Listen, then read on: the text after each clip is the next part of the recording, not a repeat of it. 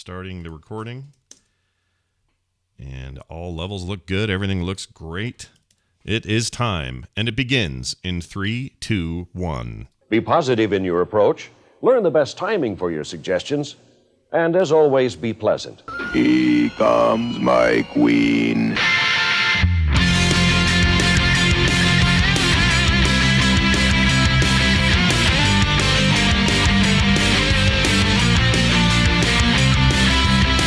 The Morning Stream. I'll take you to Atlanta and you'll give me the cure.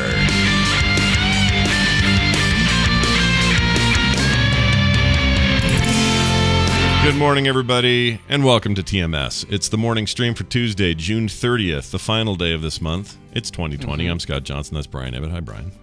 Hello, Scott. I'm reminded of the fine song by the Finn brothers, Neil and Tim Finn, called Last Day of June, for which there are no covers, apparently, or else I would have played one on the show today. Oh, that's too bad. Is that really? Yeah, I didn't know that song. was even a song. I don't think I've heard it. Yeah, there was, the Finn brothers released a couple albums, and this was from the first one, and it was a really sweet song called Last Day of June. Oh. And it's a very sweet, soulful ballad, vocals by Neil. Well, I have a request before the end of September. We have some time. Okay. Yeah, Although time Green Day. Yeah. Little Green Day is what you're going to request. Yeah, I want to do Wake Me Up before or when September ends. I would like that to be. So really, it'd be October 1st. We'd want to play that one. Oh, that's true, right? Because that's when you wake Billy Joel Armstrong up. Did you just say Billy Joel Armstrong? Did I say Joel? I meant Joe. Did I say Joel?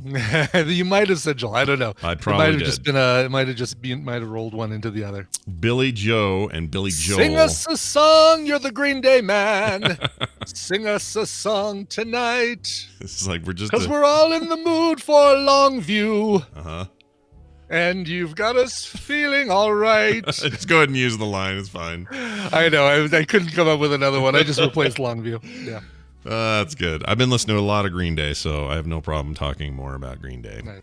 I was very quickly trying to come up with way to work like American Idiot American Idiot or Holiday or something like that in there, but I couldn't. Jesus of Suburbia. I've been listening to him all week. Like I've got Billy Joe Armstrong in my blood. It's hard. It is hard to say, right, Billy Joe Armstrong, because your tongue naturally wants to close that loop.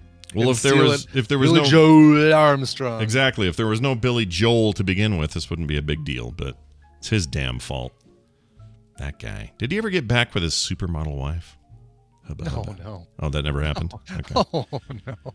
Is he married to anybody now? No, she's moved on. I don't know if he remarried, but she certainly moved on. I'm leaving. She's an uptown girl, and she's been living in her uptown world. What was her name? Help me. Christy Brinkley. Christy Brinkley. Yeah. I almost said I could only think of the news guy Brinkley. What was his name? David Brinkley. David he Brinkley. was married to David Brinkley. Yeah. They weren't married, were they? Don't tell me that.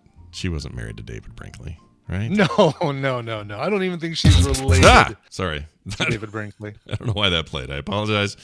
If she's had work done, she was on something that Tina was watching. Probably some Bravo thing. Bravo. But she looks great. I don't know if she's had work done, but if she has, she's gotten work done from a surgeon that knows what they're doing to not make aging celebrities look like ghouls. I saw something really freaky today in that line. I'm glad you brought that up because I was watching a video on the YouTube, just a random video there, and it was some older lady putting. I don't know how this works, so I don't know enough about it. Someone in the chat's going to go, Scott, that's called this and it's normal. Okay, fine. But I saw somebody threading a needle through their eyebrow. Oh yeah. And then leaving the thread in there. So eyebrow threading. Is that a thing? Yeah. Okay, but I mean like into the skin. Like needle through the skin. In the skin, I thought it was just No, this was like in the skin, penetrates the skin, then they pulled it through, and then they cut it here, and then left the string inside. To what end, I don't know. I don't know. I've never really learn the whole process of eyebrow threading. I know it's a thing. I see signs for it all the time. Yeah. But I don't know. I didn't know if they broke the skin or not with the needle. I thought it was just a way to get your, if you have very light or fine eyebrows and you want to go for that more sculpted eyebrow look, then you do the eyebrow threading. But I didn't realize they went in the skin. Well, it says here. Let's see. I guess that makes sense because otherwise it's just threads sitting in your actual eyebrow. Yeah, that's a good point. It says right here whether you're used to a more maintained low look or brow look or are in need of some extra TLC in the arch department. Eyebrow threading is an excellent natural option for hair removal. Oh, it's a hair removal. Oh, this is removal. Okay. Okay. So what I saw must not have been called threading. What was it called? No, I guess not. And then I'm just as confused as you are because I thought I always assumed that's what eyebrow threading was, is to add add body to your eyebrows. Okay, here's someone doing it with their lip. Ooh, I can't watch that. So eyebrow threading, that's interesting. So they take some threads and they just kind of like macrame around your around your eyebrow to I guess separate the men from the boys. Oh. Separate the men from the boys, exactly. Yes. What are they separating? Actually, we really don't know what they're separating. Are they separating? I mean, they're pulling out the eyebrow hairs that are that have gone astray from the sculpted area that you want. Okay. And to kind of give yourself like a very defined shape. All right. Well, that's interesting. Okay, so that's I've learned something now today too. I always thought eyebrow threading was adding body to your eyebrows as opposed to putting more hair to in put there. More hair, right? Exactly. Yeah. Like having an eyebrow weave kind of thing. That's what I assumed it was. Well, and there's like a lot of weave for your eyebrow. A lot of people do the whole thinning of eyebrows. I know that's a thing. Yeah. I don't know what that's sculpting. Yeah. Yeah. I just let mine grow like the gnarly bushes they are. Yeah, exactly. Well, number one, you and I are men. Number two, we're not in the public eye as much as say a Bradley Cooper or a George Clooney. How are you in the ear hair department these days? How's that going for you? Oh, I'm cultivating a nice shag rug in there. Yeah, it's Me too. No, I am. I have serious ear growth going, and I don't like it. Not one bit. I don't like it. Like I get it. When I want to take out my my AirPods after I've been listening to something for a while, I actually have to use a machete to kind of clear out the high brush. Yeah, the high brush. You got to kind of untangle it from the bud. That's right, exactly. Grows around it and keeps it in like a vine. I know how it is. I've been there, done that. Yeah, it's ear hair. It's a thing. Check it out. Ear hair. Nose hair for me is even worse though. Like because that stuff there's so many different ways to deal with it, and they all sound. You're warned against all of them. Yep. Right, except for using like one of those little nasal clipper things that goes in circle, which is what I use. Yeah. But I've had people talk about waxing, like where you put the wax on a deal, stick it up your nose, and then when it kind of hardens, you rip all the hair out. Yeah, I did that once. And I hear that's bad because it opens you up for infections and things like that. Yeah, well, first of all, you need your nose hairs actually exist for a reason. They're there to help filter out contaminants and particulates, right? So they actually do you a little bit of a favor. But then also, if you yank the hair out like that, it's like the most sensitive, membraney kind of skin in your freaking face, with the exception of maybe your eyeball or something. And so you're going to cause little bleeds and openings and all. It's just not good, man. You're going to get the Rona. Don't get the Rona. No. Yeah, you don't want the Rona. Nobody wants the Rona. Nobody wants the Rona. Although some people seem to. Anyway, hey. Yeah, hope this cringe time has been good for you all. Hope you've all enjoyed the cringe time. Well, let me give you a little more to cringe about, okay? Okay. Yesterday, I went to the dentist, as I mentioned on the show. Had a tooth or a crown inlay thing fall out. Originally, I thought I just chipped my tooth, but it wasn't. It was this whole inlay thing up here, and it's a 10-year-old thing I forgot I even had, so... Anyway, maybe it was time, but I go in there and my regular dentist is there and he's cool. Man, he's tan these days though. I don't know why he's so tan, but that guy, he is unnaturally tan. So that's cool, I guess. Anyway, brightest teeth you've ever seen, tan and then really bright teeth. So it's just quite the combo. But he's a really nice guy. We've gone to him for like 15 years. Kind of like Like Howard on Better Call Saul. Yeah. Super tan, bright white teeth. Yes, that's a good way of putting it. It's very Howard-like. Yeah. Even tanner though than Howard.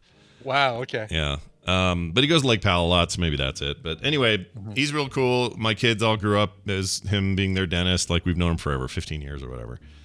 And so we get all laid back, and he's like, looks like we got, okay. Oh, no, this is good. Looks like this fits perfectly. You didn't break anything. It just came out, and that just means we got to do a new bond, and no problem. In fact, I don't even think I need to numb you and tell me if this hurts. And he takes the air and goes in the zone where the thing's missing. Nothing, Right. No pain, no sensitivity, Good. nothing. It was fine. Good. That's usually like the part where I come unglued and fly out of the chair. Exactly. Is the cold air. Yeah, and if it had been my lower teeth, I think it would have killed me, because for some reason all my nerves are down here. Up top, you can do anything up there, and it's not a problem. So, he starts doing his thing. He's got to kind of clean out the area and get it ready to put the new thing on. And he's got that weird microwave gun that has the purple light in there and all that stuff. So he's doing all that, and at one point it's taking forever, and I can't see why. And he's holding my mouth open. He's got a big stopper on this side to hold it open. Plus he's like with his other hand, his pinky's like pulling my tongue one direction so that I'm not touching the area. He wants it to stay nice and dry and ready for the bond and all that. I get that, right? I can kind of imagine that. But the girl next to me is like working away on something, and I can't see her out of the corner of my eye. And he starts to seem a little impatient, like he's looking at her, looking at my mouth, looking at her, looking at my mouth. Like, are you done with whatever you're doing there yet? Yeah. Like it looked like there was something going on, or something was harder than it was supposed to be. And then I hear this. Here, let me see if I can make a sound. I hear this sound. Hold on. I hear what sounds like this. I hear. Okay, that's what I heard. Okay. All right. And I went, like that. I made kind of a noise. And he goes, yeah, you'll just want to, you'll probably use a different one of those. Don't do something like this, some kind of whispery dental bullshit he's saying to her. Right. Yeah. Pardon my French. And so they do that. And what I find out later, because she had to like move her chair, get up, I can kind of sense that she bent over and all this stuff. What had happened is my tooth. Okay, so this is hard to explain, but you know those rubber hands that you used to buy when you were younger, and you'd throw it on the wall and it would stick and roll. It would roll like down a wacky wall walker kind of thing. Yes, remember those? Sure. Yeah. Well, apparently dentists have a tool that looks like a little curved tool on this end, but on the very tip is a goopy little ball that does like that. It's like an adhesive. Okay, gotcha. And what you're supposed to do when you have like a weird upper tooth thing like this is you take it, you tap it onto the surface of this crown, and then it holds, and it's very delicate. So you get up in there, and it's like perfectly able to position it right where it's supposed to go. Gotcha. Well, I guess instead of having to have a whole finger, thing going in. Yeah. There. So I guess what happened here is he got a batch of these that did not retain their adhesive qualities, and she dropped my damn tooth on the floor. So your crown. So my crown is laying on the floor. First of all, it's the floor, where people walk and have their feet, and it's all the nasty that a floor is. Yeah. But also, don't chip it or break it or step on it. I don't know what's happening over there. Anyway, that's what was taking her so long, is she had to pick it up and then just scrub the hell out of it and like totally decontaminate it from the freaking floor drop. So what gross got out the most? I mean, it's basically like you just lick the carpet in the dentist's office. Kinda, yeah. Except in this particular office, all of his rooms are hard floors because they wheel around on them. So no carpet in there. So maybe worse because it's a hard surface, but it didn't break, it didn't chip. Had it done, it would have been another 2 hours to wait for them to mill one out or something. But anyway, it worked out fine. But in my mouth is a thing that was on the floor, Brian. Yeah, I know, and I know how much you have an issue with that kind of stuff. Yeah. So hearing that yours, and you didn't find out your crown was on the floor until after it was in your mouth, right? Yeah, because Kim, you found out afterwards. Kim decided to sit in there with me. I didn't need her in there. Nobody jump to your conclusions that I need Kim with me. She just was like, Kim in the room with you. Did you get a lollipop at the end? She was just like, I don't have anything else to do, so I'm just going to go in there. And I said, okay, fine. And they didn't care either. And she's just sitting over there in a little pink mask and looking. And when we were done, she goes, did you see what happened? And I go, what? She goes, they totally dropped her tooth and then they put it back in your mouth. She's like, tells me the story about what happened to the tooth. Because I didn't see it. I only heard it. She should know better than to tell you that.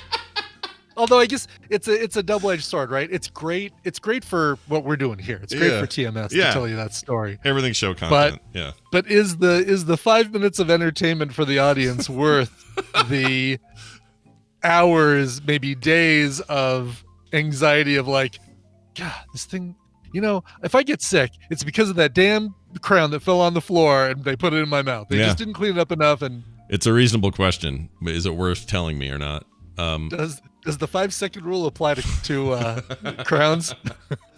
It's a great question, and I fully 100% believe that that's why it took her so long, because they were going to make 100% sure this thing was never cleaner than it was when they were done with it. I get it. Yeah. So it's, and I've got, like I said, gone to them for 15 years. Trust them. They've been great with us. I've always been fair, great, blah, blah, great. No problem with these guys.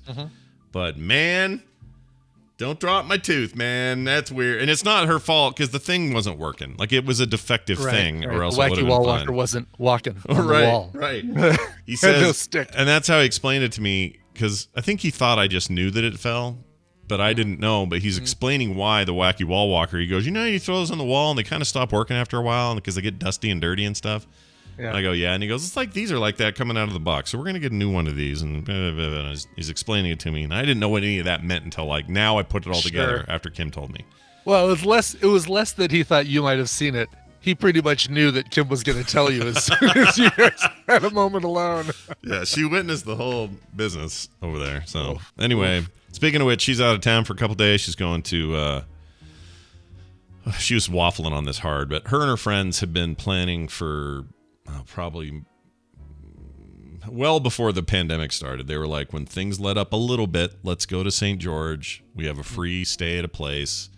And these are these 4 women that always hang out with each other, 2 of which have compromised immune systems. So they've been like really careful about isolation. Sure. So nobody's worried about them being together as much as I'm worried about, you're going to get down there and who knows who's there. Kim's like, well, I'm not getting in pools or anything. I'm like, I know. So they're going to wear a mask. Everything's going to be fine. But they're going to St. George for a couple of days. We'll be back on Thursday night. And so I got to eat. Without the virus can't swim. You might as well go in the pool, because as long as you're wearing a mask, you're just wear a mask. It's not like it's going to swim through the water and get you. Yeah. So anyway, that's the thing. She's doing that. It's like 104 degrees there right now. So good for her, man. I've been I talked about this a couple of weeks ago, but Barry Folk and I and Tanner and Tristan have been talking about getting away and making a trip over to Vegas. Yeah. To see what things, now that more places have opened up and a lot of them are fully requiring masks, not just like recommending masks, but requiring it, checking your temperature when you come in. But, as soon as the second spike came through, and Nevada got hit and Arizona got hit and a lot of these other states got hit, it's like, I think I'm okay to wait on Vegas a little bit longer. I'm all right. I have the exact same feeling as you. I miss Vegas, and usually I'm just like, I'll go a couple times a year, but I'm not dying to go. But I really miss it. I'm really feeling it right now, and so I look forward to a day when we can just get our asses out there and have some fun. Exactly. Get your ass to Vegas. Get to Vegas. Okay, so there's that. Also, quick note: I don't know if anyone else has had these. They're new, but yesterday I had to do kind of a quick lunch thing because I was out going to the dentist. Had to get back for a meeting. So I grabbed something at Arby's, tried to get a nice sandwich there. They got a sandwich, and I didn't get just their crappy beef on bread thing. I got like they're regular roast beef sandwiches. When you think about it, it's like it's a bun, it's sliced roast beef, no sauce, no nothing else. It's like they expect you to do all the extra work of like, all right, I want some horsey sauce, I want some Arby's sauce, right? And when they put the cheese on there, the melted cheese. What are we even doing? What is that? Beef and cheddar? What is that? Yeah. What are we? What? That's gross. And it's not even. I mean, that is like nacho cheese. That's just a step above the nacho cheese sauce they give you at the movie theaters. Yeah. If you all remember what movie theaters are. It's like 7-Eleven's cheese. Right. Nobody wants that. Anyway, so I got a decent like chicken club thing, and it was good. They make good sandwiches. Anyway. Oh yeah. They now sell. You have to ask for them to sub them in, but they sell waffle fries, kind of in the shape that you get over at the Chick-fil-A, but these are sweet potato waffle fries. Oh. I can't believe I'm saying this about an Arby's. They're amazing. They're so Wow, good. okay. And they're not like overly salty. They're not overly fried. They taste like I'm eating a sweet potato. Like those are better for you anyway. They're less starchy. They're crispy. They're great. I was shocked by this. Shocked, I tell you, shocked. Well, dang it! Now you're making me hungry for waffle fries. I'm gonna be good today. I've got one of those bagged Caesar salads, and I dump about a third of that onto a big tortilla, and then I've got some shredded chicken breast. Put that on there too. A little bit of light ranch, some salt, pepper, etc. Roll it all up, and it's a nice little chicken wrap. It sounds chicken lovely. Caesar wrap. Yeah. Did you do Freddy's yesterday like you were gonna? I so did Freddy's. Boy, that was just kind of a sad experience because I think might be the first time I've gone into a fast food place since this all started. I've gone to a couple of restaurants, sit down restaurants, but you go into Freddy's and you place your order, big plexiglass wall between you and the person at the register. And it's funny because there are two registers and two big plexiglass shields. And every time, for whatever reason, every time we talk to each other, even though we'd be able to hear each other just fine, we both turned our heads to the side on the side of the plexiglass, like plexiglass here. Yeah, I think that'll be all for me. Like we're talking around a wall. We both had masks on, so that helped. Right. But it really defeated the whole purpose of the plexiglass. Well, it's hard to hear you. It's hard to hear what you're saying, right? Like, yeah, that's one mask thing that someone's got to figure out. Put a little microphone in there and amplify it or something, because totally. It happened at the dental office. I got in there and she goes, "Your name?" I go, "Scott Johnson." "I'm sorry." I'm like, yeah, Scott Johnson. Like, it's just a weird thing that we're not used to doing. You know? For sure. And then so you place your order, and she's like, "Do you want that? You want a combo? You want that to be a combo?" I'm like, "Oh yeah, I'll do the fries and a drink." She's like, "Oh, what do you want to drink?" I'm like, thinking, "Well, I'll just get it myself, right?" I just go over there and I get it myself. Well, not anymore, of course, because of this. They've got tables arranged in front of the self-serve drink area, the get your fry sauce, get your napkins, all that stuff. Yeah. And a woman back there. And so I have to say, "Oh, yeah, I guess a Diet Pepsi." So she types it in. And then I take my receipt over to the gal behind the tables. And she's like, "Okay, what can I get for you?" And I'm like, "Oh, a Diet Pepsi." She's like, "Okay. You want any sauce?" "Oh, yeah, some fry sauce." Okay. She turns around. She gets two little pre-made plastic canister tubs of fry sauce. Yeah. Puts them in a paper bag like what your egg rolls come in at the Chinese when you get your Chinese food. Wow. Like, okay. Napkins? Yep. "Oh yeah, napkins, please." And then she turns back around, goes and gets napkins. Like, oh man, I feel so bad. Like I'm doing, like I'm making her work really hard. She has nothing else to do. She sits behind these tables and just gets ketchup and fry sauce and all that sort of thing. Are you meant to give tips or anything for that sort of stuff, or is that not cool? I don't know how that works. Can't imagine it at Freddy's. If she would have had a tip jar, I probably would have put a buck in there. Yeah. But I figure it's, it's all part of the Freddy's experience. Because that's what it sounds like. It's one of those old timey bathroom things where the guy gives you towels and all that. Right. Yeah. Right. Except you're not. The difference with that is you can get your own towels even if there's a bathroom attendant. With this, it's like, no, you need the bathroom attendant to hand you a towel after you've just been handling your crotch. Yeah. And and she's like, "And don't forget, if you want a refill, just come on back up." I'm like, "Oh yeah, okay, cool." Like, Yeah. I'm not gonna bother for a refill. There's still like. Yeah. I've only had about a third of my drink. People are so nice right now in those places. I hope everyone's treating them nice, because they're just. I'll say this though, because that whole reason I went over there was it's right by the Best Buy, and I had a non-Genius Bar appointment because it was with the Geek Squad. There's such a big difference between the Geek Squad and the Genius Bar. Yeah. Basically, the woman at the Geek Squad did everything she could to try and talk me out of getting my Apple Watch repaired. Why? And as you can see on my wrist, it's still on there. Well, all right. I go up there. I've got an appointment for Apple Watch, repair for the service center. And she's like, "Oh yeah, that's me." Like, okay. It's like, it's going to be 7 to 10 days to get it to Apple. I said, 7 to 10 days to get it to Apple? Well, they're going to need it for 7 to 10 days after we send it to them. I was okay. So you're going to be without your watch for 7 to 10 days. I'm like, yeah, that's kind of what I'm expecting. Because I know it's service, and I know it's not like you just have a big box of watches underneath the counter. You can just hand me a new watch. Yeah. Okay. All right. So let me. You have to unpair your watch. Yeah, that's fine. I'm totally fine doing that. Can you also turn off Find My Watch? Yeah, fine. I'll turn it off. That's fine too. Why wasn't any of the stuff in the sheet that they sent me how to prepare for your appointment?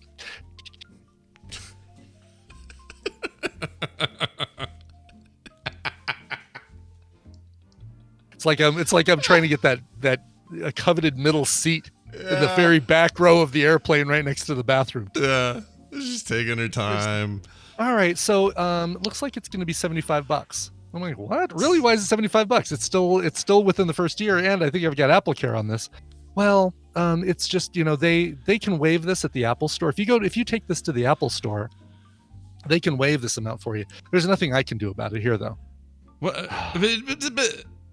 So are they authorized service centers for it or not? Like, what's their deal? Yeah, exactly. So I'm done with Best Buy Geek Squad for any. They may be an Apple authorized service center, but only in name and not in non-performance. So I came back. I brought my watch back. I'm like, yeah, I'll make an appointment for the Apple Service Center and deal with that. Do you feel like they're maybe they're told that you should always upsell? Like, man, maybe just get a new watch while you're here instead. Oh, I know, but she never even said any of that. And they're it's funny because they are so far away in their part of the store from where all the Apple stuff is to where they'd even be able to have an effect on that. Oh, I see. She's like, yeah, we just got the new Series 5s, and those Series 5s are really nice.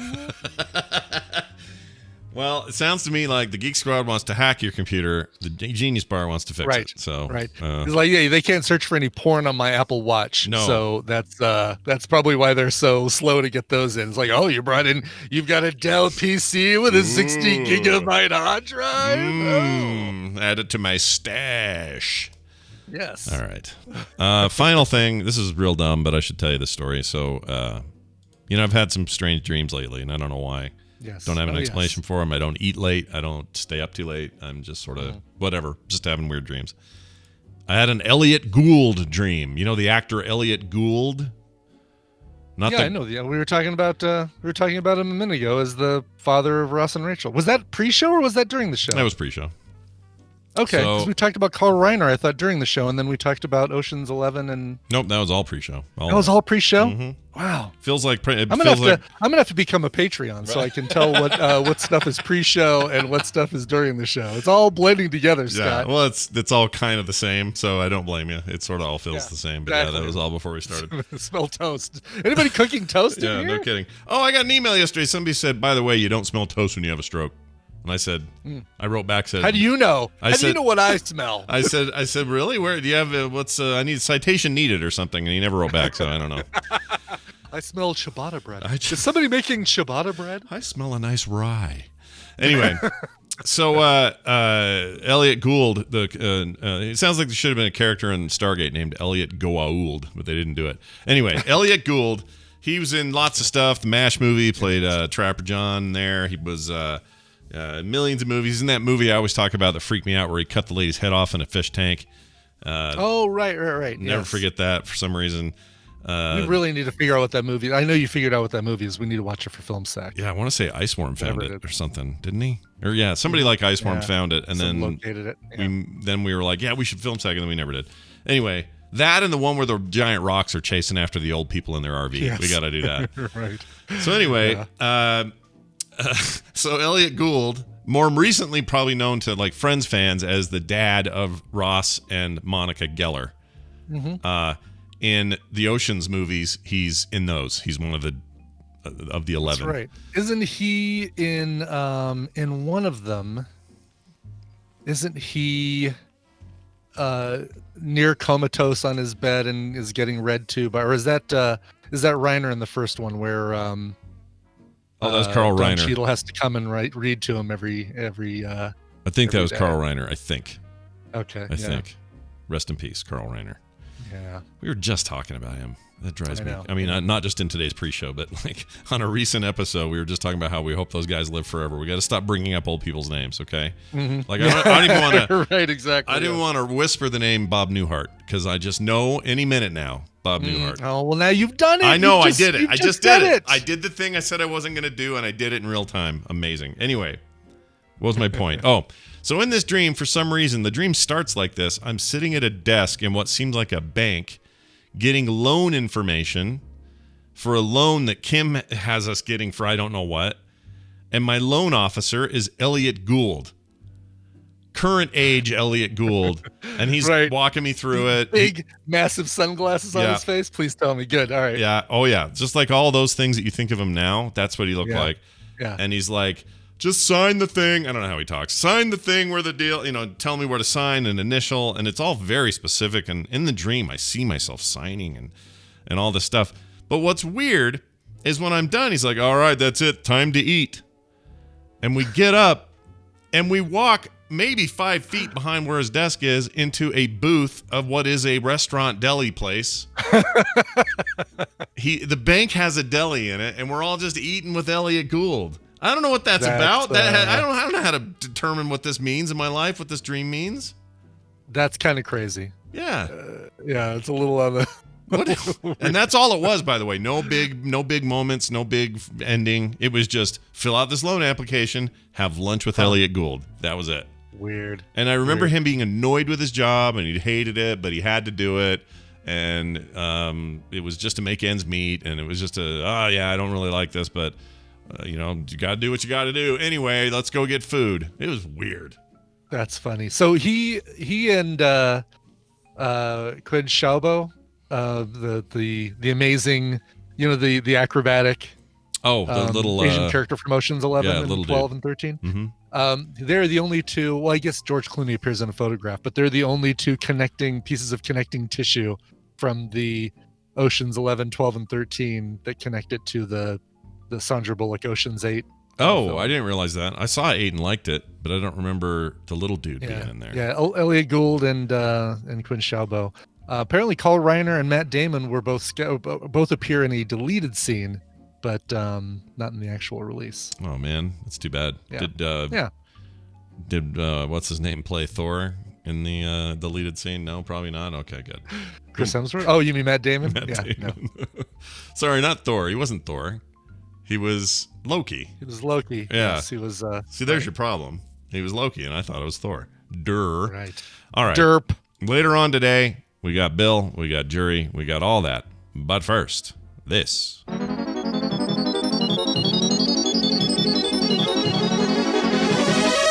It's time for the news, and it's brought to you by Frog Pants Plays Daily. Go to youtube.com/Scott Johnson and get the first episode. A daily quick look at the biggest stories in gaming from that day. For more details, visit frogpantsplays.com. Yeah, the website will have the latest video up, and you can see it there. Chat room saw it this morning, put it out on Twitter earlier. Gonna keep hacking at it, tweaking it, making it a thing. It's something I've been wanting to do forever. Mainly my goal is like, hey, how come I've never done like a consistent piece of YouTube content on that platform? Mm-hmm. Hey, why don't I finally freaking pull the trigger and do it? And I finally got the kind of production down to what is a relatively simple. So I know how long this is going to take me every day. Sure. Otherwise, you can't be chaos. You need to be able to figure it out. Yeah, exactly. Yeah. You need to be able to have an idea of how long it's going to take. Yeah. I really, really appreciated the chocolate chip cookies baking. Unless that's a spoiler. No, not at all. But didn't you? I mean, I can't eat that kind of thing anymore, or I shouldn't be eating that kind of thing anymore. But man, that looked good to me, and I just had to show it. It looks so good. Really good. Yeah. Anyway, go check it out. See what you think. If you're not a YouTube person, then this isn't for you. But if it's a thing you want to check on the daily, you can. And maybe I don't know. Maybe I'll show it on Twitch when new ones go up. I don't know. There you go. All right. Hey, check it out here. A group busted with a truckload of illegal fireworks and 3 dead alligators. Wow. All right. So I can understand the firework. Yep. What were they going to do with the dead alligators? Well, let's find out. Make some purses, probably. Some boots. Yeah. Right? Some boots. belts. Yeah, That's still a thing. Can you do that now in today's society? Go make a you can, but it's probably frowned upon. I'm sure there's still people making real alligator skin clothing, but it's yeah, and snake skins, that kind of stuff. Not right. They're doing it without the approval of PETA. I'll tell you that. Yeah, PETA's not into it. PETA. PETA. Hey, PETA. All right. Here it is. When you're breaking the law, it's more effective, rather, to go by what's going to make money rather than pick and choose what you're going to break the law doing. Police in Staten Island, New York, arrested a group of 10 Wednesday with a truckload of illegal fireworks when they were planning on selling these. That was the whole idea of that. By the way, we're really cracking down here because fire season's already upon us. We have a couple of out of control wildfires. One just over the weekend where some dumb kid lit off something over what we call Traverse Mountain, over by the point of the mountain, and like 150 houses had to get evacuated. Like, what are you doing over there? And it was all windy that night. You dumbass! Someone sit that kid down and say no fireworks. Anyway, yeah, no, it's where they're cracking down out here as well, and we still have one idiot, it seems like, in the neighborhood that still wants to set off fireworks or firecrackers 8:30, 9 o'clock, 9:30 at night, every night for no reason. And not even on the 4th, just other days. Not even on the 4th, and not even at 8 o'clock when I guess, you're doing the healthcare workers howling and stuff like that. No, it's just like, all right, let's go do some fireworks. Yeah, I don't like it. It's really just he really likes seeing people get pissed off on the Nextdoor app, I think that's what he does it for. Oh, I didn't even tell you about the naked guy they saw on Nextdoor app here. I put it on Twitter, but nice. So some neighbor up near the lake, I don't know who they are, checks their security footage in the morning, and there was some movement at 10:30 that night. And so they're like, all right, we'll see what this is. They rewind the tape. It's a guy with a pillow, or pillow as some would say. I don't know who says that. Walking down the back alley behind their house, behind their garage, with a pillow under his arm, flip-flops on his feet, or what looked like slippers. Okay. Otherwise, buck naked. Just wiener swinging in the wind. 10:30 at night, just walking around back in that thing, and then he put up photos of this. He's got 4 or 5 frames of it, and normally our Nextdoor app is boring around here because everyone's too nice, but that was like a big scandalous moment, and now everyone's worried there's some naked guy prowling the streets at night. But I'm almost 100% sure this is one of those Ambien deals, Yeah, it seems like it, right? Yeah. It seems like that's somebody who crawled out of bed naked with their pillow. They're looking. They think they're, in their Ambien dream, they're going to the fridge for a glass of water or something. Yeah. And, so the lesson here is wear a pair of shorts to bed. Was he carrying a paddle ball and a magazine and a lamp and? No, I guess I'm mixing up the scenes. It was more that he was carrying a terrier covering his unit and a terrier covering his butt. Oh, that's right. That's right. Yeah, he had no dogs with him. All I'm Right, saying is yes. whoever that is, I'm sure you've heard about it by now, whoever you are. Just put on a pair of like silky little shorty shorts at night, okay? Don't be out with your doodle out. Yeah. We don't need that. Yeah. Anyway, the first comment on that thing was someone missed his wax day or something like that. Wow, is that clear? It was really hairy, this guy. Oh, jeez. Just a big hairy mess. Anyway, all right. Point is, okay, back to this. They arrested this group. Along with the fireworks, police found these 3 dead alligators. Police tweeted a photo of the fireworks, but not the gators. That wouldn't be nice. Suspects are being charged with fireworks trafficking and unlawfully transporting 3 alligator carcasses. So we still don't know why they did it. We just know they did it. Why would you have 3 alligators, Brian? Think about it for a second. 3 dead ones. Meat? You selling the meat? It'd have to be for making belts or shoes or boots or whatever. Probably. I do like how it's capitalized like that's a just a checkbox that they have to check on their arrest report. Unlawfully transporting 3 alligator carcasses. Oh yeah, I've got a UTTAC over on Field Street. Yeah, if you could send out get a paddy wagon out here. We got three. We got one of those usual three dead alligator deals going on. That's right, exactly. Wait a minute, is that a UTT AC with a 3 or a UTT AC with a 2? Yeah. Or a UTT AC with a 13? There you go. Claire Gack says for making Crocs. Hey, I'm going to admit to something real quick here. All right. On my feet right now are these flip flops. Okay. Mm-hmm. Kind of rubbery, made for summer, getting them wet and whatever. Kim bought these for me. Much to my dismay, here I'll zoom in for the chat to see and you to see. These are Crocs. Those I would say are okay. Those are okay. There we go. And I can see the label. Those are okay Crocs because it's not that Mario Batali bright orange with a completely unnecessary strap across the top. Yep. I agree. Yeah.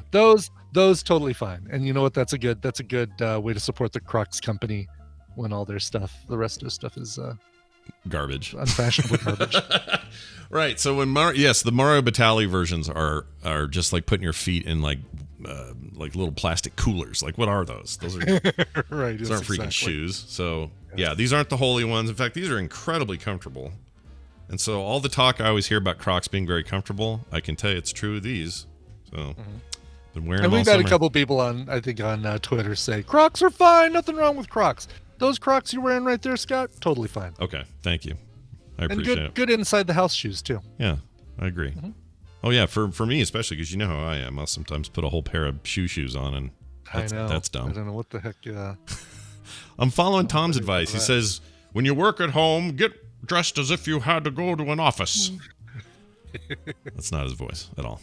Right now. All right. NASA has designed a new perfume. NASA, the space people. Yeah, I'm familiar with that. NASA. Yeah, that NASA. Not the other NASA you're thinking of. The NASA. The NASA. They made a new perfume, which is weird, but it smells like outer space. So they're going to sell this. This is a thing. It's a fragrance. How does something that's a vacuum have a smell? Well, what if it's the smell of the inside of a capsule where 3 people have been sweating in there for a month? What if it's that smell? Right, exactly. Like the smell of that one hallway in the International Space Station. You know the one. I know the one. You know the one. That hallway. That's not the smell of outer space. That's the smell of going to a Insane Clown Posse concert. Yeah, that sounds about right. You're a juggalo suddenly when you wear this stuff. That's right, exactly. A fragrance that smells like outer space may soon be available to the general public years after it was developed to help astronauts get used to the smell of space. As according to CNN, EAU de Space. Eau de Space. Eau de Space. Space. Eau de Space. Was developed by Steve Pierce, a chemist and founder of Omega Ingredients. Mr. Pierce was originally contracted by NASA to create the smell of space in 2008 as part of a space agency's mission to eliminate any potential surprises for astronauts going to space. It took him 4 years to perfect the fragrance. If you're curious about what it smells like, Peggy Whitson, an astronaut and former resident of the International Space Station, you know the one, told CNN in 2002, quote, "It's kind of like a smell from a gun right after you fire a shot." Okay. So I guess there's kind of like a gunpowdery smell to everything. Yeah. Which is a lot like smelling toast. I mean, it's gotta, obviously you can't have your nose exposed in outer space or else it would freeze and shrivel off. Like it's right. I've seen enough sci-fi movies to know what happens if you have exposed skin out in space. Yeah, what they really should say is this isn't the smell of space. They should say this is the smell of being inside of hardware in space. Exactly, yes. Yeah, because it's not the same. No. Space doesn't have a smell. No one can be in space long enough to smell it. Like Brian said. Do they not have like a Yankee Candle that they could just go to and get the International Space Station variety Yankee Candle? I don't know. Bath and Beyond not sell that, or should be able to. You could burn a candle in Bath and Body Works. You could burn a candle. Well, I guess it's only to get them used to it down here anyway, right? So yeah, a candle. Why not a candle? Mm-hmm. Mm-hmm. I have a lovely candle sent to. So the listener that sent us all that stuff, that big box of all that stuff, which we have. We need to do the beef sticks. Oh, why haven't we done those? About doing before Nick eats them all. But they also sent me a Weston Bend Candle Company fresh brewed coffee. Oh, it smells like coffee, does it? Blend. Oh, yeah, Kim got something like that in that box, too, and they said, this is for Kim. So I said, all right, I'll give it to Kim. Did yours say, this is for Tina? Well, this is for Inara. This is for Inara. And it's Space Hooker Inara from Firefly. Oh, very nice. Who makes that? I didn't know that was a thing. Qubits. Oh, okay. Made by the QM. Way better than a Funko Pop, in my opinion. Yeah, I agree. But that's true of almost anything made out of plastic. I say that these days. Exactly. That's so true. Anyway, let's see. Here are the fragrance combinations that he used, okay? It says it kind of has an almost bitter kind of smell in addition to being smoky and burned. According to Mr. Pierce, it took inspiration from the fragrance from accounts of astronauts who described the smell as a mix of gunpowder, seared steak, and raspberries and rum. I don't know if I like that combo. That sounds bad. That is a weird combo. Sounds bad. Does something smell like gunpowder, steak, raspberries, and rum to you? Yeah, I was just thinking the exact same thing. Yep. Astronaut Bill. The team behind Eau de Space is now seeking community support via Kickstarter to help get it going. So if you want to... You can buy your own smell of space. Yeah. You want to smell... Or you can just go buy some fireworks, some steak, some raspberries, and rum and make it yourself. Yeah. Probably for less money than whatever level you're going to buy into there. Clairgach, that's raspberry, rum, not raspberry rum. Right. Raspberries and rum. Yeah, there's an and in there. There's a list of 4 things. Gunpowder, seared steak, raspberries. Clairgach was getting excited about this new raspberry rum everyone's talking about. All right. Finally, for today, herpes virus. That never went away. No. Forget about corona for a minute. As Eddie Murphy says, it stays with you like luggage. The herpes virus believed to be is believed to be killing off carp in huge numbers in some Kansas lakes. Since early March, the virus outbreak that has been on everyone's mind. Be on the lookout for this guy. He had a pillow last seen walking in the back alley. Right, exactly. He's a herpes guy. Clear shot of him on your next door app. Yeah. I put a red mark over his wiener on my Twitter. I know they don't care about that. Oh, I'm glad you did. I thought Nextdoor did. Wow. No, that was me. No, that's the thing. The Nextdoor app was like full of glory. Jeez. Like, hey, look at this. Look at this huge wiener on this man. He has a giant wiener. All right. It was big. I mean, I'm not trying to give the guy like props or anything. Sure. Right. It's freaking big. All right. Anyway, a very different virus, not the one we're all facing, is causing chaos in these lakes. It's the koi herpes virus. During the past month and a half, boaters and anglers have been seeing and smelling dozens of dead carp floating in waterways throughout the state, including Hillsdale Reservoir in Miami County and Pomona Reservoir in Osage County. Wait, that's a movie, Osage County? It is. Yep. Is that what that's from? August Osage County, I think is what it is. It's a Meryl Streep thing. Yeah. Right. Based on a book. This is not the one where her and Clint Eastwood are in it, or are they? Maybe they are. Oh, I shouldn't have said his name either. He's getting old. He's getting old. I shouldn't say. Oh no! Now look what you've done. I know. No, I don't think Clint Eastwood's in that one. You're thinking of is that Bridges of Madison County? I think. Oh, that's what I'm thinking. Bridges. That's because it's also got county in the name. Yep. Yeah. That's what I've done. 2 movies I haven't seen. Meryl Streep, Julia Roberts, Margot Martindale. It was in the glass. Chris Cooper and Juliette Lewis. Don't make me watch Justified again. I'll do it. Just that second season. Just watch that second season. I love that whole series. I love it. I love it. I want to watch it all the time. That's why you need to watch. You need to hurry up and watch The Good Place and get to the Justified thing. I love that they did that. I don't want to say. I love they did that. I need to catch up on that. All right. Anyway, the bottom line was this. It really started to stink. People were freaking out. Brad Ring King, who lives about a mile from the reservoir, was fishing with a friend on June 16th when he noticed a large number of dead fish surrounding him in the water. I mean, all of a sudden, did they all just go bleep, and there they were? Like all at once? Yeah. It was time-activated herpes. Yeah, that's really weird. He says, I would hate to guess exactly how many I saw that day, but I know at one point I counted 24 that I could see from my boat. I did talk with a boy who works at the marina, and he says they think there was a disease that was only affecting the carp, but not sure about that. A friend, Brian Burns, was fishing with me that day, and we observed all the dead fish. Basically, the fish all got herpes and died from the herpes. So don't get herpes fish. Any fish that listen to this show, there'll be a warning to you because you don't want that. Also, a cold sore. Is the first warning for carps is they get a cold sore on their lips? Yeah, they get a little sore. They get some.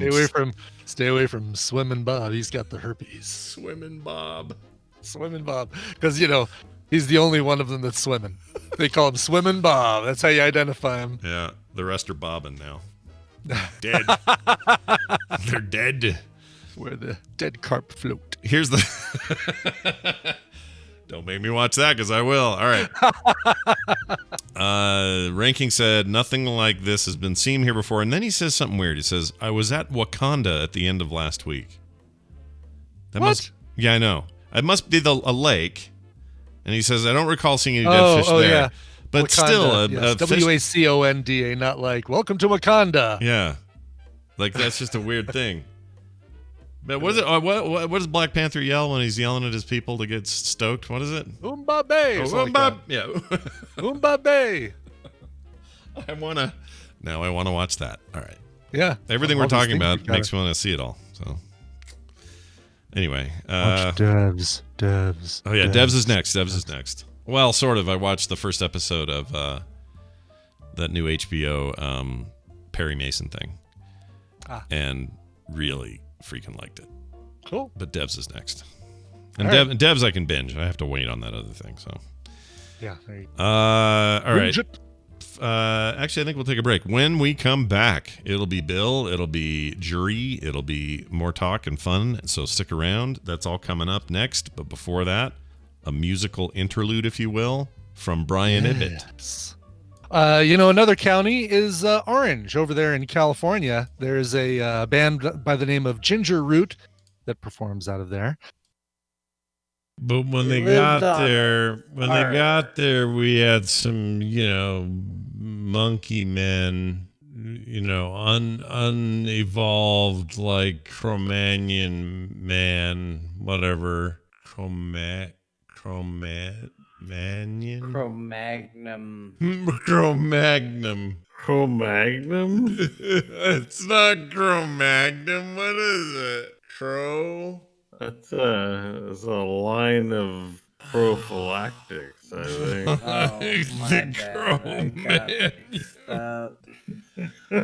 Hold on. Cro-Magnon man. It's Cro-Magnon, I think. Cro-Magnon.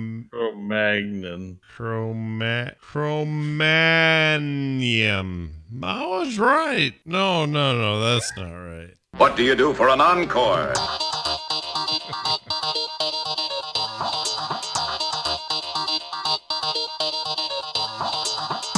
He's taking a dump in a can.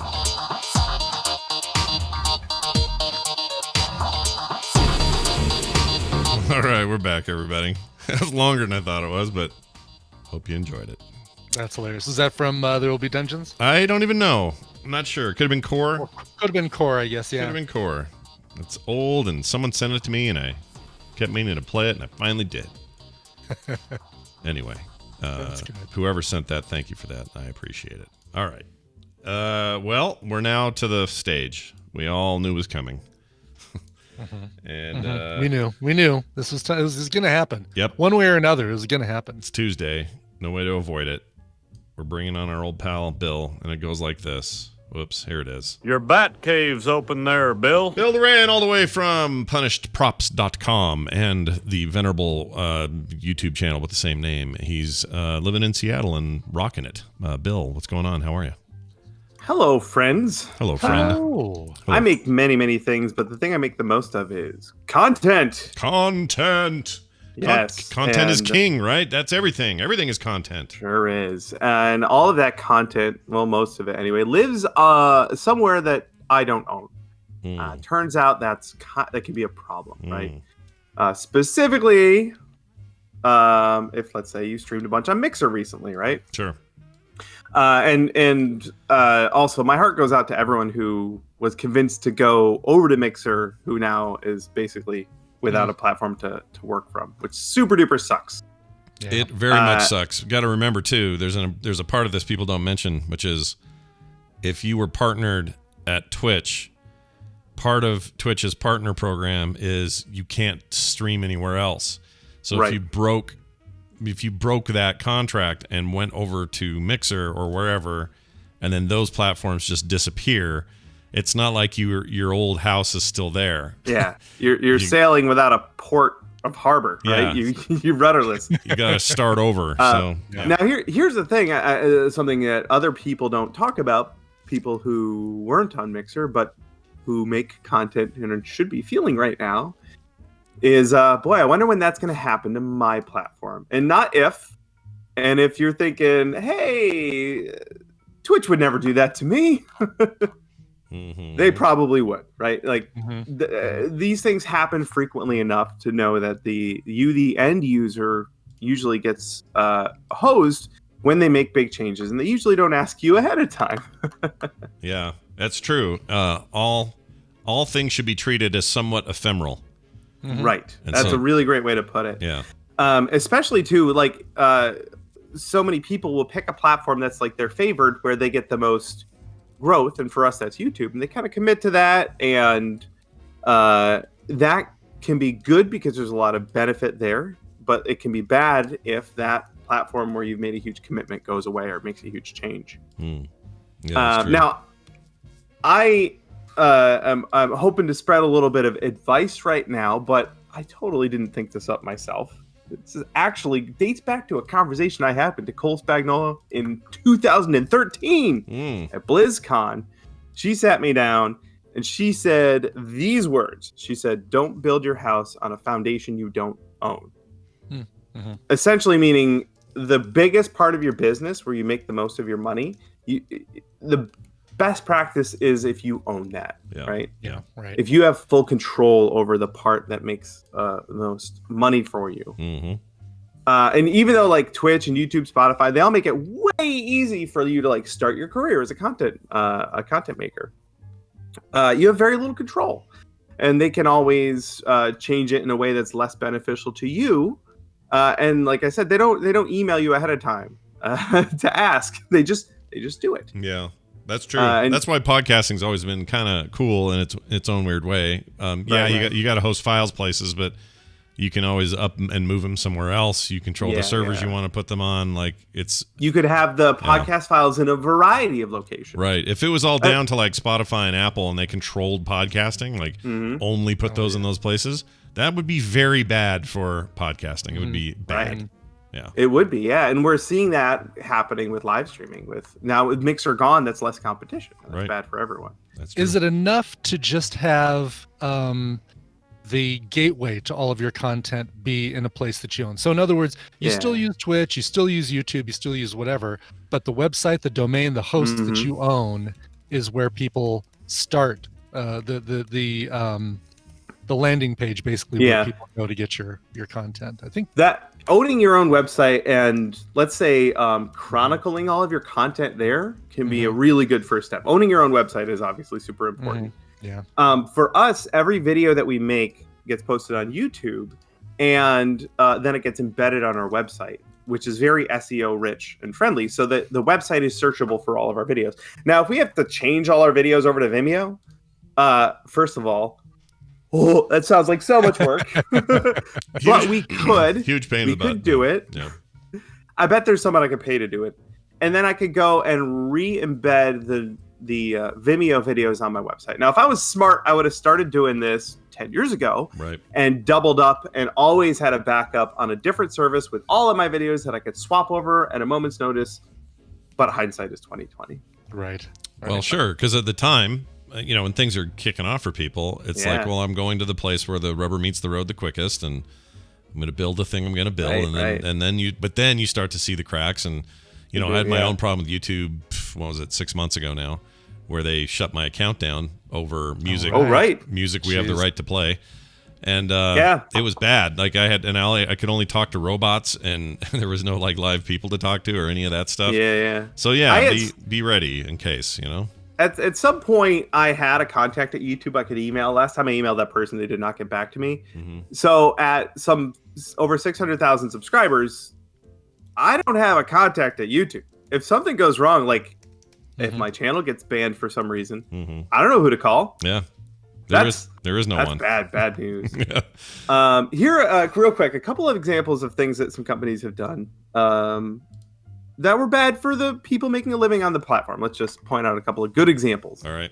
So we've all heard about YouTube's adpocalypse, right? Yes. But way before that, they changed how their system worked and essentially destroyed the opportunity for animators to make a living on the platform. Mm-hmm. The changes that they took really super popular animators who were making good short form content. They could no longer make good ad revenue on the platform because of one change that Amazon made. So it just completely wiped them off the platform, Mm-hmm. which is a bummer for them and also for everyone who enjoyed it. Mm. We remember Patreon's payment processing kerfuffle a year or two ago. Oh yeah. Oh yeah. Every month I hold my breath. I know, me too. I count on Patreon a lot more than I do on YouTube, at least for money. Mm-hmm. And if they goof that up, boy, I'm in. That's the thing I'm super duper worried about. Yeah, they're super. They have been really, great and conscientious about it and all of that. But they were young and new, and things went weird and it got weird, and so it's always these like reminders. It's like, oh right, things are fallible, things are breakable. Okay, got it. Yeah. One more quick one. Just a month or two, Amazon decided to not pay affiliates as much. That's it. They just decided we don't have to pay our affiliates as much. So we're just cutting the rates, which also has a pretty big impact on all the affiliates sales that we do.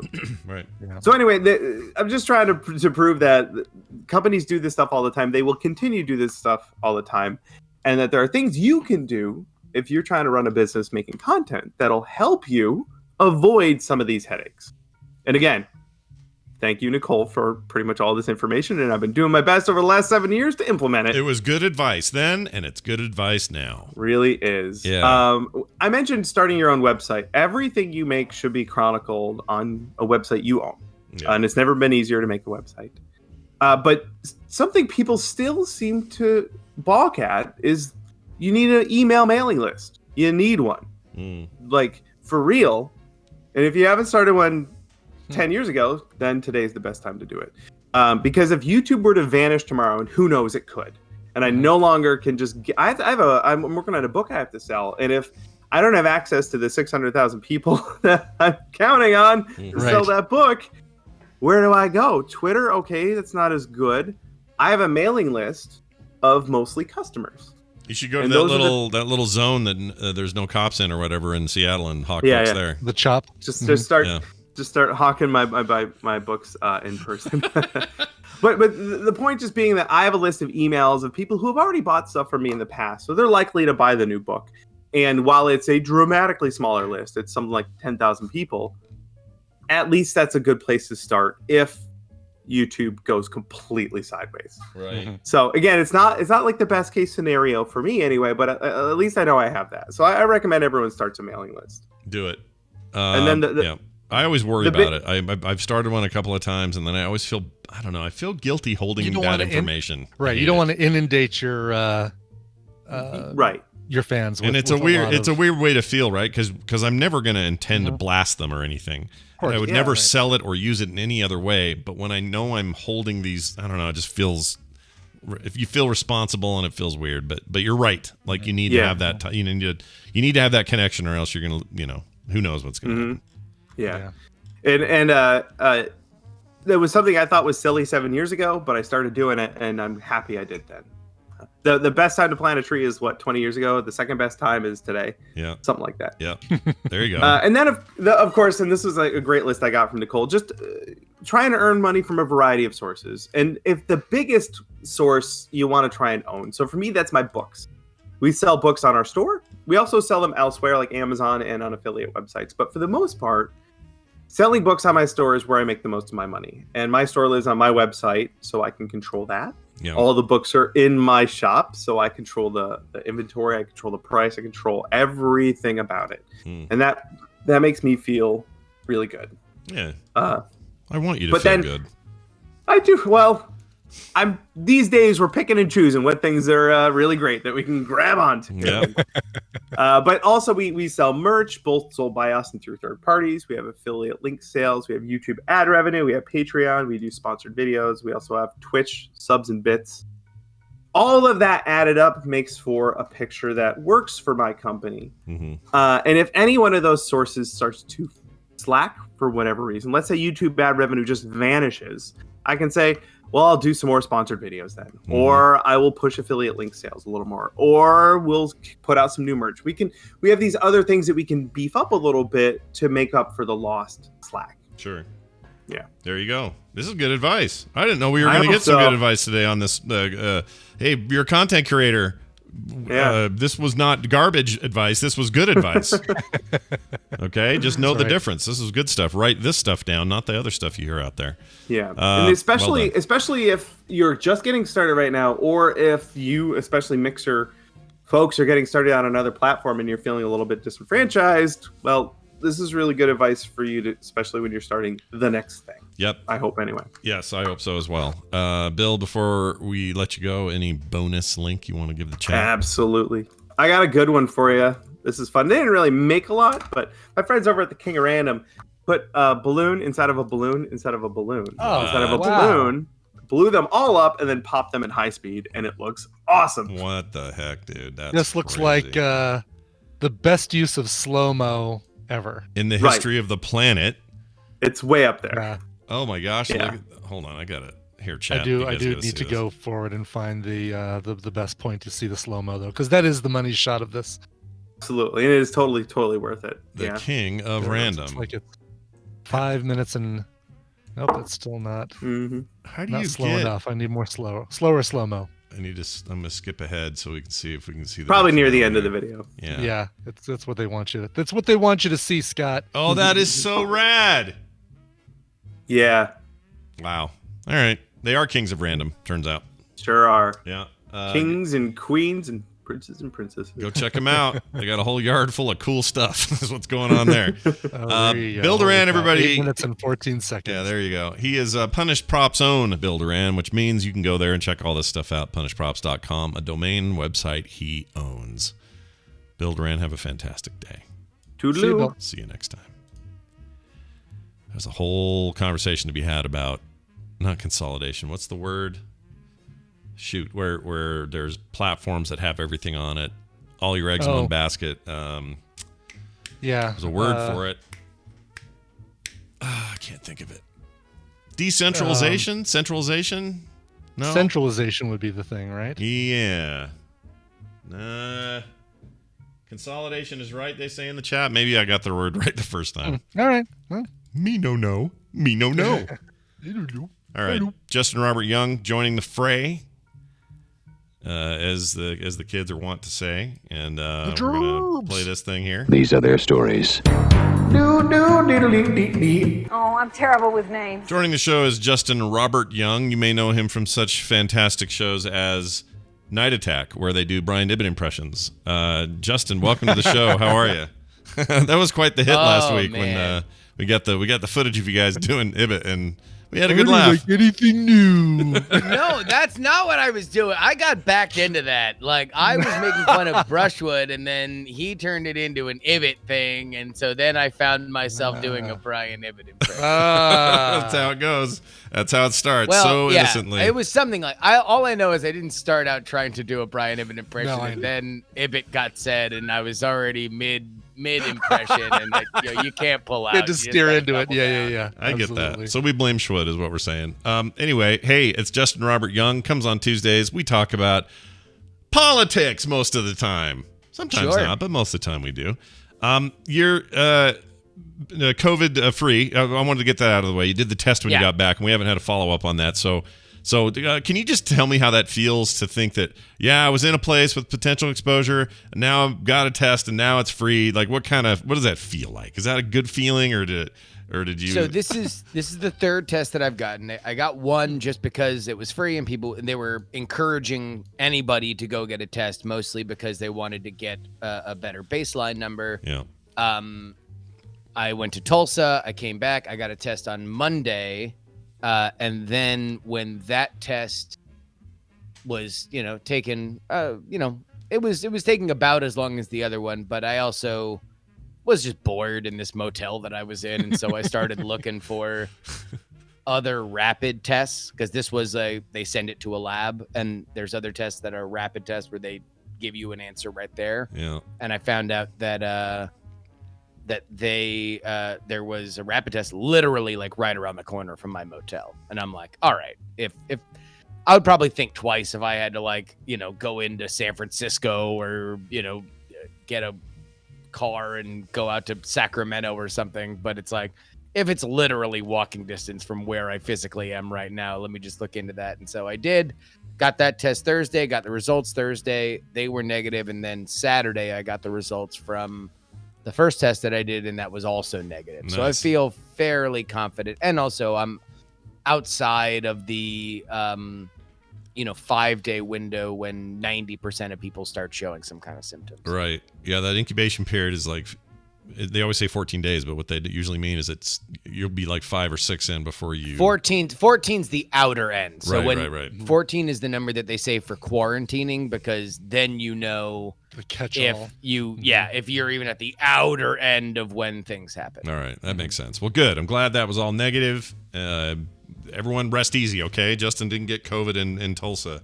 Also, who knows? I did not get COVID in Tulsa, and I did. I'll tell you what, though. I did have one moment where I really did get scared that I did have it. It was on Wednesday. I was recording PX3, and then I start to feel hot. Yeah. And I'm like, oh, God, this is it. This is about when people start feeling symptoms. I'm getting a fever. Uh-huh. And so, like, I go through night attack happy hour, and I'm like, I'm still feeling bad. And it's just like, oh, God, all right. I'm like resigning myself to the fact that I'm going to be in this motel for 2 weeks, and it's going to cost me like, $2,000 or whatever. And it's just going to be annoying. And so I'm like, all right, if I'm gonna do it, let me just go to CVS and just get all the things that I need now when I'm not sneezing or coughing or doing anything like that. And so as I'm walking out the door to go to CVS, I look at my motel's air conditioning, which I had turned off to do PX3.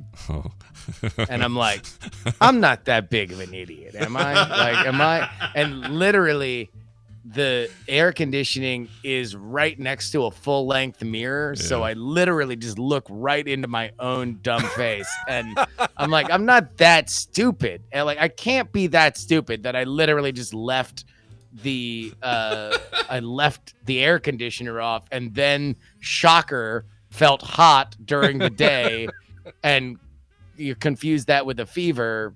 Right. But you did God, I've got the sweats now. Yeah. Oh no. So I turned it on, and then I went to CVS anyway, just to get all the stuff that I wanted to get, just to be safe. Came back, and I'm like, oh wow, it's nice in here. And then took my temperature 50,000 times. And I certainly did not have a fever, and I am indeed that stupid. So anyway, here's my political opinions. What do you want to hear? All right, here's what I want to know. What was I going to ask? Oh, all right. So a lot of talk about switching up schedules and stuff because the states where future rallies are supposed to happen are all having huge increases, and in particular, the Republican National Convention location. I'm hearing like weird concerns about that. So my question is to you: has there been any changes with any of that? Is it all still full speed ahead? What's the plan for the big conventions as of today? All right, I'll answer the question, but can I ask you a question first? Ask. When you say like I'm hearing, like where is I'm hearing? Usually Twitter. It's usually Twitter. Twitter. Yeah. Okay. Yeah. So you're just seeing things come out. Okay. I can give you sources from now on if you want. I can totally do that. No. I don't know if you have anybody that you like talk to or anything. No. You have these conversations. I talk to you and I read tweets from people I trust, and that's it. That's all it is. So right now, obviously, there is a tremendous spike in COVID cases, infection rates, and hospitalizations. And those are the big keys that you want to look into. Cases are something that are more affected by the amount of tests that we are doing, and we are doing a lot more tests than we did in the spring when everything was first popping off. So if you see headlines saying like largest amount of daily cases since the beginning, that's a number that probably does not mean as much as infection rate means and hospitalization rate means. So please keep that in mind as we go forward. But indeed, the Sun Belt specifically, Florida, Texas, Arizona, Southern California are all experiencing a rise in the metrics that you do want to keep an eye on. Those were many of the places, including Florida and Arizona, where Trump was thinking about doing rallies. So between the fact that the last rally that they did not quite go according to Hoyle, and they're now going to be in a situation where they have to probably make a more specific call on mask wearing. I would suspect that the Trump power pitch, that is the big boisterous rally, is probably going to be on ice at least for the next few weeks. That would be my guess, but you never know. Yeah. I mean, okay, so I was just curious about that mainly because I didn't know if any of this was changing it. Part of what it was that I heard was a press briefing where I forgot her new name, or not her new name, her real name. What's her name? Kayleigh McEnany or whatever. Yeah. McEnany. Yeah, McEnany. I don't know why I always say her name like was it Keith Jackson, the old college football announcer that would like, Alabama, welcome to Tuscaloosa, Alabama. Oh, I like that. But I always just like saying like, Kayleigh McEnany. McEnany. I assume that's her husband's name, right? What's his name? I want it to be something crazy. Something crazy. And cool. I don't know. Unfortunately, I don't know Kayleigh McEnany's husband's name. Oh, you don't? Well, then what are we even doing? All right. Anyway, the point is she made some comment about Pence's schedule, and it made me think, oh, well, if they're altering that, maybe they got other plans. Pray they don't alter it further, kind of thing. But I was just curious. Sean Gilmartin, by the way, is her husband's name. Oh, so she's kept her real name. Gilmartin. Okay. All right. I was hoping it was like Panini McEnany or something like that. That'd be great. Cool. Yeah, or just Mac. You wanted his name to be Panini? Yeah, Panini McEnany? Yeah, Panini McEnany. That would have been great. Wouldn't it? That'd be an awesome name to have. Pretty good. Yeah. That'd be pretty good. Write a book or do something with that name. That's a great name. All right. The other question I had for you today was this whole, hey, Russians are putting out bounties on the heads of our soldiers via the Taliban. And it seems like we went through the usual thing of, no, they didn't. Well, okay, maybe they did, but the president has been briefed, or, hey, they do it all the time. Like there seems to be a lot of chatter in lots of places, and I don't really know what to make of it, but I'm curious about what you think the political implications are. Does it move the needle at all? Is it a thing that, the Democrats can look at and go, hey, this is now our new hill to die on, and use as our number one tool to tell everybody that Trump sucks and why they should vote for us? All right. I'm going to start this by saying that I'll probably get you hate mail. I very rarely get hate mail for TMS, but I'm sure you get hate mail for me. All the time. Yeah.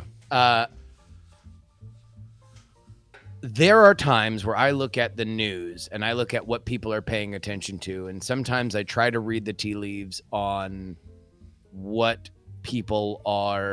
everyone's attention span on certain stories is, and whether or not they would say it out loud. If they are paying more or less attention to something, does that mean that the country is kind of moving on? Yeah. And so you would see a lot of this with like people who do like headline tracking and stuff like that of like, all right, well, Colin Kaepernick was mentioned in 1 out of every 10 newspapers leading through the first kneeling thing, and then it was down to 1 in every 100, and now it's into 5 out of every 10 or something like that. Right. And so you would be able to track via the Colin Kaepernick story how much people cared about protesting in sports. You could extrapolate that a little bit. So when I see this particular story, which I will say journalistically right now, I want to see a lot more than 2 unnamed intelligence sources, because unnamed intelligence sources have a habit of saying things that may or may not be totally true. See Iraq weapons of mass destruction in 2003. Right.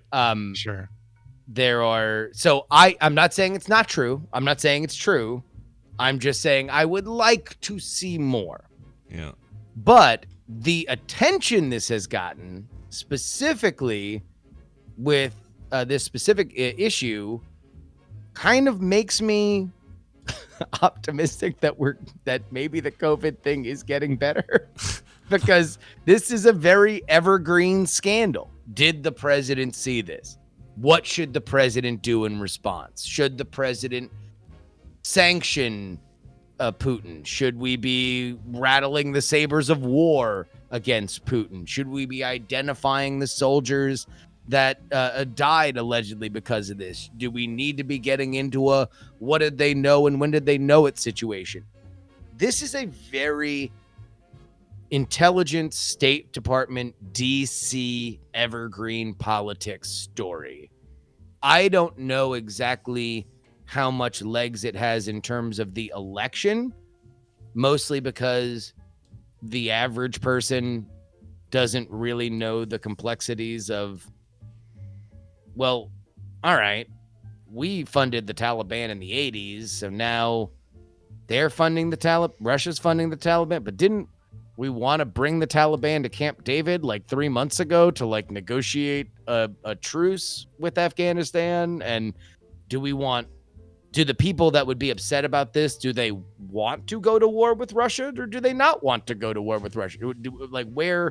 I just think there's a lot of different vectors that are kind of moving that I think makes it a more complicated story to hang on Trump than, let's say, the economy sucks or people are dying because you mishandled COVID, which I think are more reliable ways to punish the incumbent president. Yeah, it's interesting because I also get this feeling of, well, I mean, it's also pretty fatiguing for the last 3.5 years because it seems like this is the tale of the last 3.5 years, but it's just always something new to dominate the news cycle. And I was reminded yesterday that, hey, by the way, there's still like hundreds of protests happening in cities all over the country, but just nobody's filming it because we've moved on to something else, some other shiny thing.